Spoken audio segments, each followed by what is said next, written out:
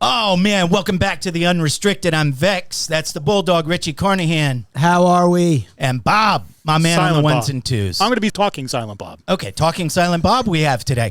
We have a lot, okay? The NBA world got flipped upside down with a large-scale trade. The NFL is kicking up, and college football kicked off. I don't know, did y'all tune into that game last night? Off The and Backyard on, Brawl? But it was really good. I was the same way. I was off and on, and it was awesome, actually, for two teams that I frankly don't give a damn about.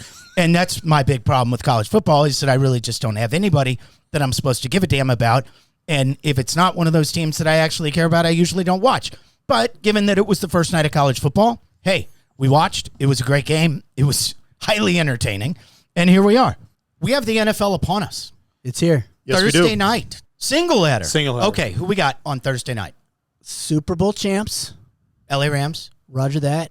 And Buffalo. No, hombre. Big game. Yeah. Oh, that's Big an game. awesome way to kick it off. Do y'all do fantasy football? And if so, did you do your drafts already? I'm not doing it this year. I have two fantasy leagues. We've drafted in one and not in the other.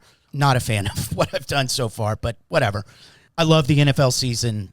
It's time. My 6-year-old son is like, Daddy, is it fall yet so we can watch football? And Nice. it's finally freaking here, man. The fall wind is a pirate ship. That's right. That is the coolest. Oh, all that NFL films, Steve Sable stuff. Yeah, It's that the was best. really cool. Harry Callis, I think, was the voice of that stuff. Yeah, really cool stuff. And then the NBA world got flipped all over the place. Yeah, and that's an awesome story if you follow how the trade happened. Tell me what do you mean? So Donovan Mitchell. Donovan Mitchell. So the move to the Knicks. Waffled? They butchered it. They butchered it.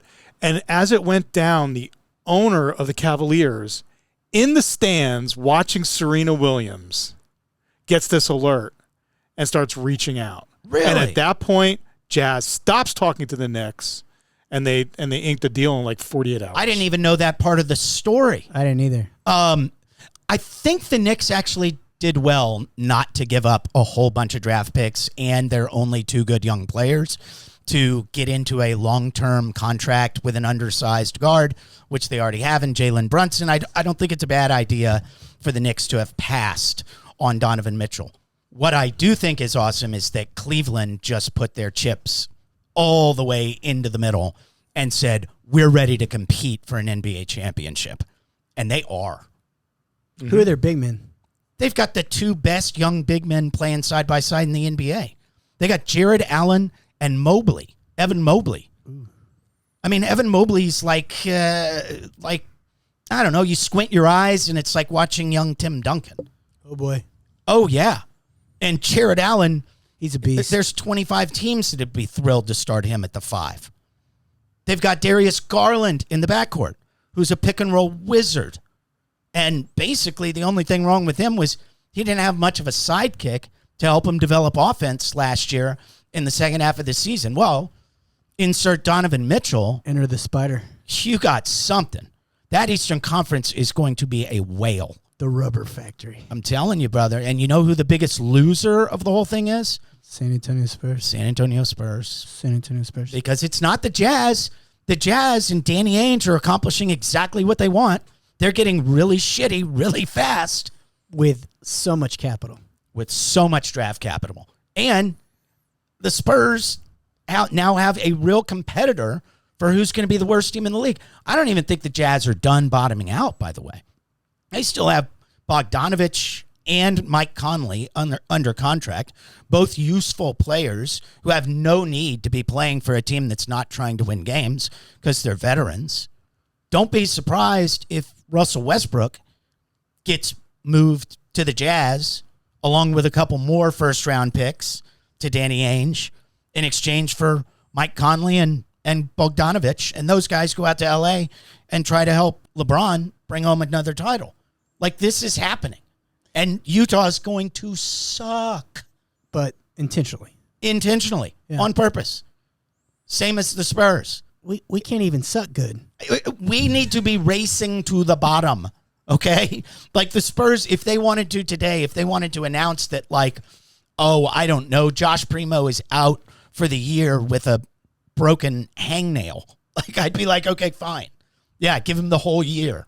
Hangnails are tough. They can be. They can yeah, be. Yeah. They linger. I'm flip-flopping back from the NFL to the NBA. And, the Live Tour got 6 guys this week, which God, I'm still trying to wrap my head around how this is going to play out. It's like I'm trying to listen to the wind on this, and I can't pick anything up, Richard. I have no idea what the next move is going to be. Well, just when we thought that the PGA was getting the upper hand, they get the best player in the world. The Live Tour. Number 2 player in the world. Anyway. Well, I mean, we all knew going into the end of the FedEx that there was going to be a leaving. There were going to be players that were going to pick up their last checks and go, see you, sayonara, I'm out of here. And Cam Smith has been rumored for weeks that he was going to be on that list. Yep. Same with most of these guys. But I'm really, truly surprised that Cam Smith didn't look at how much money he had made this calendar year with major victories and endorsements and everything else and said to himself, gosh, I'm making plenty. But maybe he just wants to play less. I don't know. So, and you and I had this question. We talked about this offline. Is Rory now the face? And if Rory is the face, is that a good thing? Well, we did talk about this offline, and I told you I think Rory is the new Tiger Woods, the face of the PGA Tour, and the loudest voice in the locker room, or the voice that at least carries the most weight. And I said, of course that's a good thing, Richard. Like, Rory's a wonderful statesman. And then you kind of got to throw it right back at me because Cam Smith. Yeah, did not have glowing reports. What did he say about him again? He basically said that I don't have to hear that baby bitch and moan anymore. Yeah, that is basically what he said. And it's worth it because that's all he does. Yeah, seeing Bryson's hat selection every day is a lot better than hearing Rory's fucking voice cry about something. I mean, I just had no idea that Rory was viewed that way by his peers. His peers think he's a titty baby. So did you know that he was viewed that way before you asked me? Well, no, I read that. Okay. And you put 2 and 2 together, and he has been the loudest voice, and he has been carrying the quote unquote mantle. But I don't know. I thought that he was more respected. I did too. Amongst the players. I did too. But if you read the tea leaves, they're like this holier than thou crybaby. Yeah. Apparently not. Apparently he's not that much loved. I know you're a 49ers fan, Bob. Absolutely. Over under 9 wins. In that division, I'm going to push right at 9. If you put it at 8.5, I'll take the over at 8.5. Are they a possible Super Bowl team? They can be. In your eyes? I give my trust up to Kyle Shanahan that he knows what he's doing with Trey Lance and still keeping Jimmy G on the bench. That team is sneaky good. Okay. I think the team is sneaky good. And Richard, as a Cowboys fan, is that a Super Bowl team? Today, no way. No way, right? Their line's porous. Any chance? Well, there's always a chance. So you're telling me there's a chance? Yeah! Okay. I mean, look at Cincinnati. Well, Cincinnati did have Joe Burrow. You don't have a whole lot of confidence in the Cowboys. I have confidence that they can win their division. Really? Yeah. Because the team I have the most confidence Philly? in the division is Philly. Yeah. I don't see why Philadelphia wouldn't be an 11-win team. I think Jalen Hurts is more than serviceable. You think he's better than Dak? I think they're in the ultimately, same. that's the question, right? I think they're in a similar category, and Dallas loses Amari Cooper, Philadelphia adds AJ Brown. I think Dak is better than Jalen Hurts, just pure in a vacuum, quarterback versus quarterback. But Jalen Hurts behind that line versus Dak Prescott behind his line, and with his weapons, I'll take Jalen Hurts this season. Yeah, I'm sort of in the same boat. Do you have a Super Bowl prediction, or do you have a team that you're in love with? Kansas City is getting a lot of interesting takes, by the way. I've heard anything from they're winning 13 or 14 games to they're going to finish last in their division. I think that Mahomes is going to bounce back in a big way. He's got a lot of offensive line help, new offensive line help coming in this year. Yeah. And if he has got time to throw, you think Patrick Mahomes is going to miss? I mean, I don't really care who he's throwing to. I'm bullish on Kansas City, and anybody who thinks that they're going to be last in the division, I'm not buying it. Oh, no. If I have to pick last in that division, I'm actually going to go at Las Vegas. Wow. There's a lot of people that think Las Vegas could win the division. I don't trust Derek Carr. I don't trust Darren Waller. Like the tight end? Yeah. I mean, he's good sometimes, and when he's good, he's dominantly good. But he's not consistent with that. Yeah, but I mean, when's the last time a tight end won you a Super Bowl? I don't know. I think you could make the case that Travis Kelce's been the biggest part of, Patrick Mahomes' throwing offense for the last several years.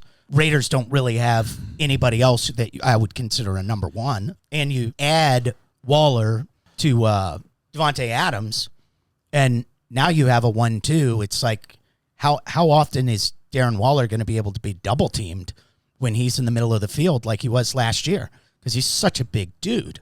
Mm-hmm. Now they got to guard Adams. I don't know. You don't like Las Vegas's chances? No, I don't trust Derek Carr. Okay. If I'm Devontae Adams, you're not going to have the season you have with Aaron Rodgers. Period. Yeah, we're done. For me, makes sense to me. Anybody you're really bullish on? I'm going to give you one more that I'm super excited to watch, and I think they're a Super Bowl team. I'm interested to see what Cincinnati does this season, coming off of last, and seeing if there's a hangover by having all that momentum and then not doing it. Historically, teams that go to the Super Bowl and lose have a bad season on the backside. I like Joey Burrow, though. I think he's cool as hell. I think Cincinnati's a team that could probably flip that narrative and actually follow it up with a very good season. It's not a particularly strong division. I mean, Lamar Jackson notwithstanding, it's not a strong division. You're right. Yeah. I mean, Cleveland doesn't have their quarterback for the first 11 weeks. Ben Roethlisberger is no longer in Pittsburgh. Good night. They're going to struggle. If they win 8 games, Mike Tomlin's a hero. I think the San Diego Superchargers are winning the whole damn thing. Really? Yes, I do. I think they have the most talented roster top to bottom, and they have the quarterback to do it. Who's their coach now? Can you even name that? That's the problem. Their head coach, whose name is going to escape me right here when I need it, made some of the most boneheaded time management decisions over the last year that I can remember seeing in the NFL. He just makes serious mistakes. But they could win in spite of him. Yeah. Did anybody say Buffalo? Nobody said Buffalo. Keep your eye on Buffalo. Buffalo is going to be favored in almost every game they play this year, coming off of last season's, amazing run. And if Kansas City doesn't get incredibly fortunate, you never know. Maybe Buffalo wins the whole damn thing. But is the AFC that cauldron of terror that you get through? You get beat up, and you get to the Super Bowl, and you get steamrolled by an NFC team that didn't have the same path.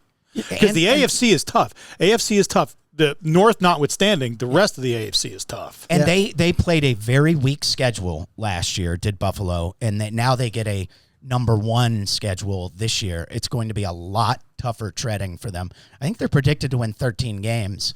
I'm under on that. You're the under on that? Yeah. I think they'll win 13. The AFC Championship game is going to be a slugfest. Absolutely. It will be forever. Yeah. As long as it's Mahomes and Allen, I'm here to watch, buddy. Yeah. Get your popcorn. Absolutely. Hey, man, I hope you guys have a wonderful weekend. Thanks for seeing us on The Unrestricted. We've got a very special interview and special podcast coming up in a couple of days with an up-and-coming professional golfer from the Korn Ferry ranks, Mitcheel Meissner. Make sure you guys stay tuned for that. Always like and subscribe. Thanks, guys. Have a great Labor Day weekend. And leave your reviews. We had a review on Apple Podcasts. Oh, do we dare ask what it said? It was a 5-star. Told us we were awesome. Was it my mom? I'm not going to say. Fair enough. Thank you, Mrs. Vexler. How y'all feel out there? Do you feel good?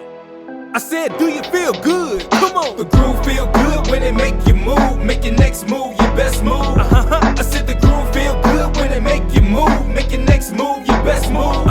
It feel good, don't it? It feel good. It feel good cause you know it's good.